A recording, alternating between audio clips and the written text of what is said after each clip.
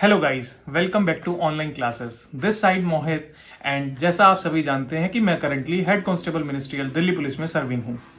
तो भाइयों, आज मैं जो ये वीडियो बना रहा हूँ अपने यूपी पुलिस सब इंस्पेक्टर के एग्जाम रिव्यू के बारे में। देखिए, आज मेरा एग्जाम था और मेरा एग्जाम सेंटर पड़ा था सहारनपुर। मॉर्निंग शिफ्ट में मेरा एग्जाम था। मॉर्निंग शिफ्ट में आज बारिश क्योंकि हुई थी तो उससे अटेंडेंस पे बहुत ज्यादा फर्क पड़ा है। हमारे स्कूल में ऑलमोस्ट 50% अटेंडेंस थी, वहीं कल की बात करें तो वो 70% अटेंडेंस थी ऑलमोस्ट। बाकी एग्जाम रिव्यू के बारे में अगर हम लोग बात करें तो देखिए, मुझे एग्जाम डील करते टाइम कोई भी प्रॉब्लम नहीं आई। Since I was not preparing for this exam, I was preparing for some other exams which I have earlier told you. But मैं अपनी एक तरह से जीएस को चेक करने प्लस मैथ्स और रीजनिंग को चेक करने ऑलमोस्ट आप ये मान सकते हो गया था। बाकी पेपर जैसे मैंने स्टार्ट किया, पेपर में 2 घंटे का टाइम था, 5 मिनट एक्स्ट्रा वो एंड में दे रहे थे आपको। हालांकि ओएमआर उन्होंने पहले ही भरवा ली थी। तो ओएमआर भरवाने के बाद एक चीज और मैं इसमें ऐड ऑन करना चाहूंगा कि सिक्योरिटी पर्पज से आज मुझे बहुत अच्छा लगा कि जो यूपी पुलिस का मैनेजमेंट था वो बहुत अच्छे से उन्होंने किया हुआ था। प्रॉपर स्क्रूटनी कर रहे थे वो। और सबसे बड़ी बात यह है कि आपके कोई ना कोई वरिष्ठ अधिकारी किसी ना हर स्कूल पे मतलब एक तरह से राउंड ले रहे थे। जैसे कि कहीं एसडीएम हैं, एसडीएम साहब हैं, कहीं डीएम सर हैं, या और भी जितने भी सर्कल ऑफिसर हो गए और एसएसपी हो गए, ये सभी एक तरह से राउंड पे थे। जो जो सेंसिटिव स्कूल्स थे जिनमें उनको लगता था कि कुछ चांसेस हो सकते हैं, वहां पे उन्होंने अच्छे से निगरानी की है। सर्विलेंस उनका बहुत अच्छा लगा मुझे। और पेपर का जैसे बंडल होता है ना, पहले तो क्या होता था, सिर्फ वो पैक्ड होता था, बट आज वाले में मैंने देखा कि उन्होंने टेप भी रैप की हुई थी उसको। तो मुझे लगता है कि शायद भर्ती फेयर हो जाए, और अगर भर्ती फेयर होती है तो उसका कहीं ना कहीं कट ऑफ पे फर्क पड़ेगा। इससे पहले जो भर्ती 2022 में हुई थी उसमें जो पेपर करा दी थी एजेंसी, उसका वास्तव में बेड़ा गर्क था, और वो आपने कट ऑफ में भी देखा था। पेपर का लेवल अगर मैं क्योंकि मैंने पिछली बार भी पेपर दिया था और इस बार भी मैंने पेपर दिया, और पिछली बार भी मेरा सिलेक्शन हो गया था, but I didn't want to join. So मतलब मैंने आगे के प्रोसेस में अपने आप को इन्वॉल्व नहीं किया। तो मैं आपको ये बताना चाह रहा हूँ कि जैसे मैंने पहले वाला पेपर दिया था, ये भी पेपर ऑलमोस्ट ही सेम था। मतलब ऐसा कोई डिफिकल्टी लेवल वाइज चेक करें, मुझे देखो दूसरे का मुझे कुछ नहीं पता कि कोई क्या बता रहा है, बट मैं अपना एक्सपीरियंस शेयर कर रहा हूँ। और मुझे ऐसा बिल्कुल भी फील नहीं हुआ कि पहले वाला एग्जाम ज्यादा इजी था या ये वाला ज्यादा इजी था। ऑलमोस्ट सिमिलर एग्जाम थे। बल्कि हिंदी इसकी थोड़ी सी अच्छी थी, उसकी तो बिल्कुल ही बेकार थी। जो लास्ट टाइम जो एग्जाम था ना, उसकी हिंदी बिल्कुल भी अच्छी नहीं थी। प्लस मैथ्स का लेवल ऑलमोस्ट सिमिलर, अपना जो रीजनिंग का लेवल ऑलमोस्ट सिमिलर, जीके का लेवल इसका और उसका ऑलमोस्ट सिमिलर ही मान लो, 19-20 का फर्क रहा होगा। तो अब मैं बात करता हूं, जैसे मैंने एग्जाम स्टार्ट किया तो मैंने अपने माइंड में पहले ही मेकअप कर रखा था कि first I will go with reasoning, thereafter I will choose Hindi and फिर अपना कॉन्स्टिट्यूशन वाला part, and then I will go for maths. बाकी एक चीज, जैसे मैंने रीजनिंग स्टार्ट की तो रीजनिंग में मुझे कोई भी चैलेंजिंग क्वेश्चन नहीं लगा। I was aware of the fact कि भाई यूपी पुलिस क्या करती है, क्वेश्चन सिर्फ रीजनिंग की नहीं रखती है, मैथ्स के एड ऑन कर देती है, और सेम वो मैथ्स के पार्ट में करती है। और वो हुआ, वो हो सकता है उनका वो जो सिलेबस है, जो कि मैंने अच्छे से नहीं देखा, उसमें सिलेबस में शायद मेंशन भी हो इसी तरीके से। बाकी जब रीजनिंग करी तो रीजनिंग में मुझे 1 या 2 क्वेश्चन ऐसा लगे थे उस वक्त, जो फर्स्ट टाइम में मेरे को थोड़े चैलेंजिंग लगे। चैलेंजिंग तो नहीं थे, बट क्योंकि मैंने कोई मॉक टेस्ट नहीं दिया था, तो आई वाज लाइक कि भाई टाइम कम ना बचे, तो मैंने उन पे ध्यान नहीं दिया और मैं आगे बढ़ गया। बाद में वो सारे ही मेरे कंप्लीट हो गए थे, मेरे को प्रॉब्लम फेस नहीं करनी पड़ी। उसके बाद जब रीजनिंग कंप्लीट हो गई तो मैं हिंदी चूज की। हिंदी में कुछ क्वेश्चंस मेरे को 1 गो में मैंने इजीली कर लिए। कुछ क्वेश्चंस ऐसे थे जो मैंने जिनको सर्कल कर लिया कि भाई इनको मैं बाद में दिमाग लगा के करूंगा।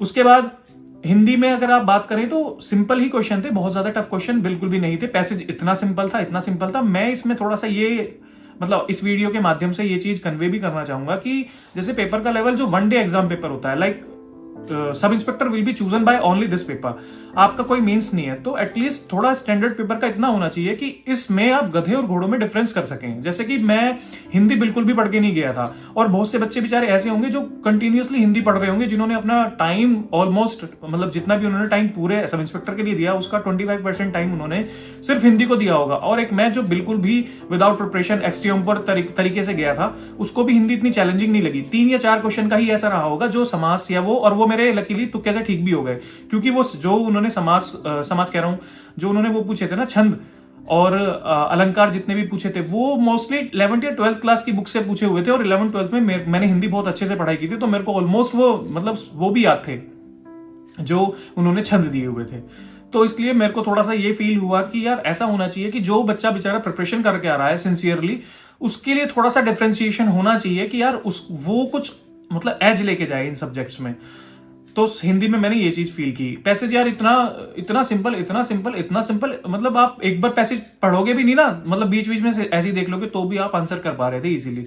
तो जो कि मुझे लगता है थोड़ा सा उसकी हिंदी को क्लिष्ट बनाया जा सकता था। हिंदी का क्लिष्ट होना इसलिए जरूरी था क्योंकि सब इंस्पेक्टर की सारी यूपी पुलिस में सारी प्रोसीडिंग्स जो होती हैं हिंदी में ही होती हैं, और हिंदी यार अच्छी अगर आप लोग लिख नहीं पा रहे हैं तो sub inspector IO investigation officer बनने का कोई लॉजिक रह नहीं जाता है।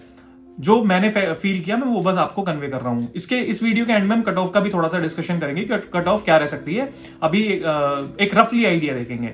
उसके बाद भाई आज की फर्स्ट शिफ्ट में था मेरा एग्जाम, तो उसके बाद मैंने जब अपना सेकंड पोर्शन कॉन्स्टिट्यूशन वाला खोला तो उसमें भी मुझे थोड़ा सा यार ये फील हुआ कि कॉन्स्टिट्यूशन जो बच्चे अपना मूल विधि पढ़ के जा रहे हैं, पूरा संविधान कॉन्स्टिट्यूशन बहुत डीपली पढ़ के जा रहे हैं, उनके लिए कुछ भी बेनिफिट नहीं है यार। आर्टिकल 324 पूछा हुआ है, इतना सिंपल। 86th अमेंडमेंट पूछा हुआ है यार, जो सभी को पता है। मतलब जो ऐसा होगा ना जिसने प्रिपरेशन स्टार्ट की होगी वो ये वाली चीजें तो वो भी पढ़ता है। अगर कोई एक यूट्यूब पे आप वीडियो देखोगे ना कि इंपॉर्टेंट आर्टिकल्स वीडियो, तो उसी से ही वो सारे क्वेश्चंस कवर हो जाएंगे। तो यार जिस बच्चे ने पूरे के सारे आर्टिकल्स सेक्शन वाइज प्रॉपर अच्छे से पढ़े हैं तो उसका तो बेनिफिट ही नहीं रहा पढ़ने का। मैंने अगर मान लो मैं जैसे गया हूं, हालांकि मैंने आर्टिकल बहुत अच्छे से पढ़े हुए हैं तो मेरे को कोई प्रॉब्लम नहीं थी, बट अगर आर्टिकल क्योंकि मैंने बहुत अच्छे से पढ़े हुए हैं और किसी ने नहीं पढ़े हुए हैं तो मेरे में और उसमें कोई फर्क रह नहीं जाता है यहाँ पे। इसलिए आर्टिकल से क्वेश्चन ऐसे एटलीस्ट आने चाहिए थे जो मैं एक्सपेक्ट कर रहा था कि यार कुछ जो बच्चों में डिफ्रेंसिएशन एक क्रिएट कर सके कि हाँ यार एक जो रिस्क क्रिएट हो सकती थी बच्चों के बीच में वो हो ही नहीं पाई इस एग्जाम के मीडियम से। और जो मूल विधि थी उसके तो क्वेश्चन ही नहीं देखने को मिले। एक आधा क्वेश्चन कोई गलती से आ गया तो आ गया। केसेस इतने सारे केसेस हैं, मतलब बहुत मुझे इस चीज का फील हुआ कि यार बच्चे इतना devotedly, even at the examination centre जब मैं सुबह चाय पी रहा था तो मैंने बच्चों को देखा कि वो यार प्रॉपर उन्होंने यार इतने अच्छे से नोट्स बनाए हुए हैं, बट उन नोट्स को पढ़ने का फायदा ही क्या रहा अंटिल मतलब लास्ट में हुआ इवेंचुअली हुआ तो ये कि जिसने 15 मिनट की एक वीडियो भी देख ली होगी पॉलिटिक्स के रिगार्डिंग या अपनी कुछ धाराओं के रिगार्डिंग तो यार इजीली वो उसने कॉप अप कर लिया होगा इजीली। बाकी यार first prime minister of India अगर क्वेश्चन आप पूछ रहे हो तो ये बहुत मतलब मुझे नहीं लगता कि सब इंस्पेक्टर को आप ये क्वेश्चन पूछोगे कि who is the first prime minister of India या who was the first prime minister of India.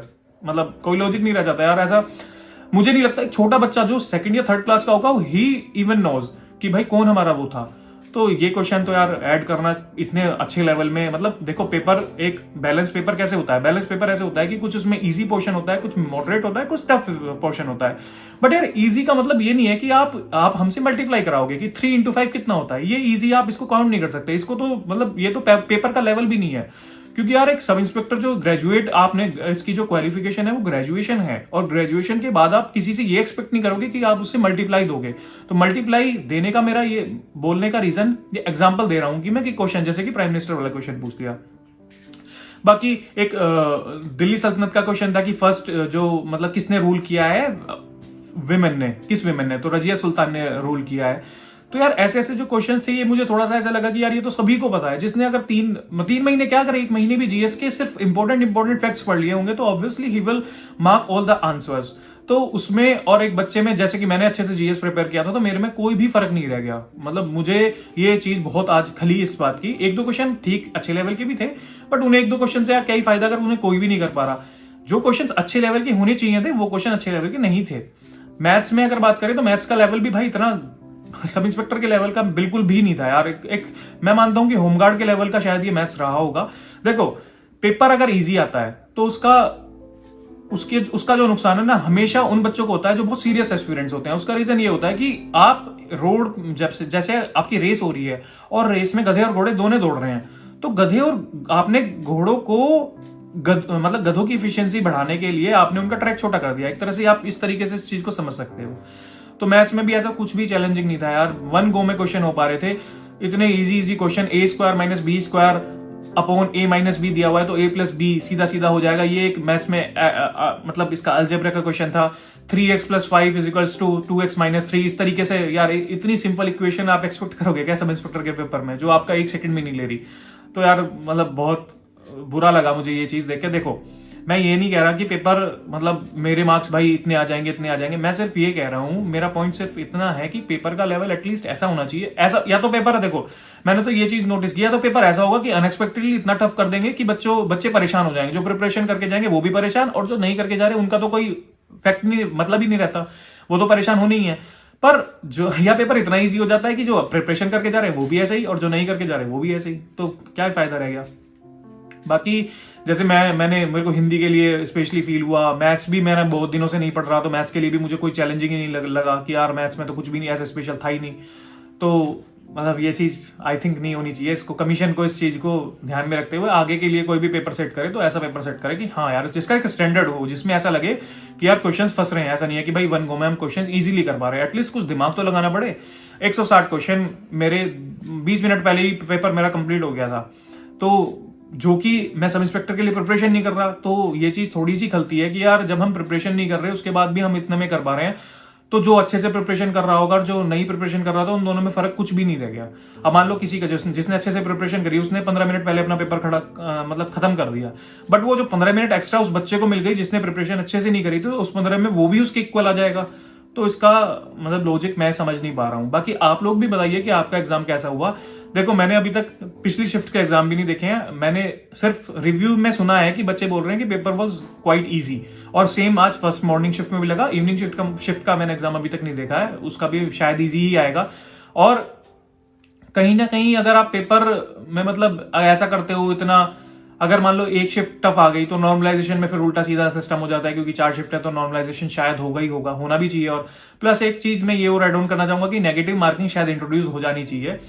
मतलब नेगेटिव मार्किंग बहुत जरूरी है एटलीस्ट इन एग्जाम्स में, तो क्योंकि यार आप एक तरह से जैसे मेरे को मान लो किसी क्वेश्चन में कई सारे तो ऐसे तुक्के लग गए हिंदी में, मेरे को अगर नेगेटिव मार्किंग होती तो मैं 100% मैं उनको अटेम्प्ट ही नहीं करता, बट वो मेरे ठीक हो गए।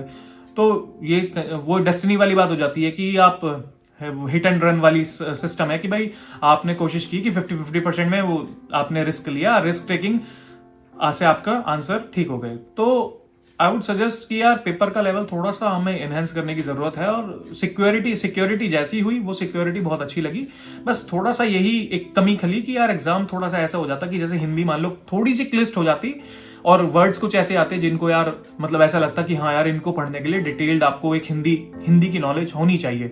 उससे यार क्या ही नुकसान होगा, उससे कट ऑफ ही तो कम हो जाएगी। और ये तो बहुत अच्छी बात है कि कट ऑफ हमें हायर साइड में लेके क्यों जानी है, हमें बच्चों के मन में ये सेट ही क्यों करना है कि यार कट ऑफ तो 350 जाएगी, 360 जाएगी।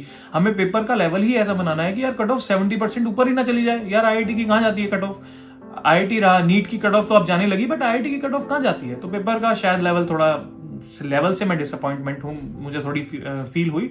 बाकी I am sure that I will clear this stage, but as you know that I am not going to appear in further stages for the recruitment. बाकी इसके अलावा I would suggest you guys कि भाई आपका जिसका exam अगर थोड़ा खराब भी हो गया है तो उसको टेंशन लेने की जरूरत नहीं। यूपी पुलिस कांस्टेबल का भी एग्जाम होना है, तो उसके लिए अपना उस पर फोकस्ड रहो और अपना तैयारी अच्छे से करते रहो।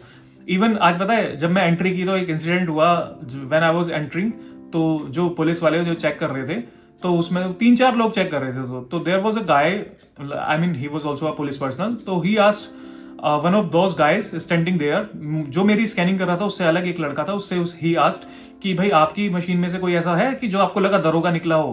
उसने कहा कि नहीं मुझे तो नहीं लगता। Then it literally feel me like I thought that I need to say anything now, something now.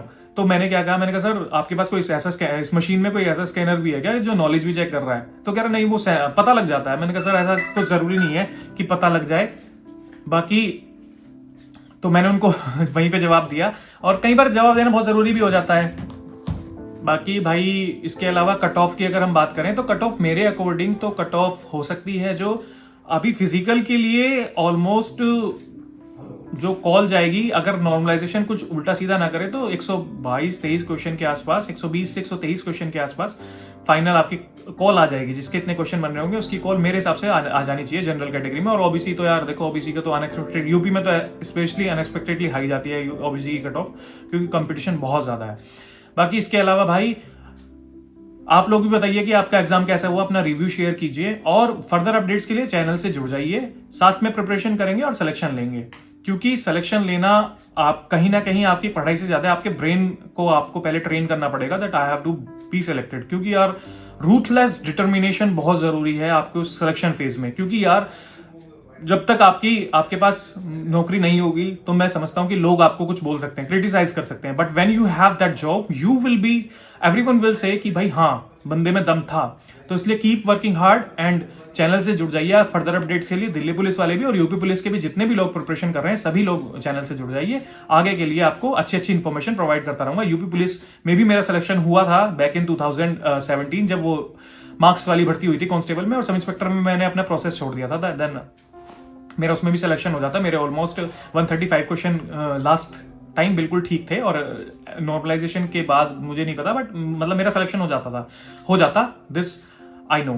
तो बाकी अपना जुड़ जाते हैं भाइयों। आगे आपको welcome to my channel and thank you for watching this video. Like and subscribe if you like the video and comment down आपका एग्जाम कैसा रहा। Good night.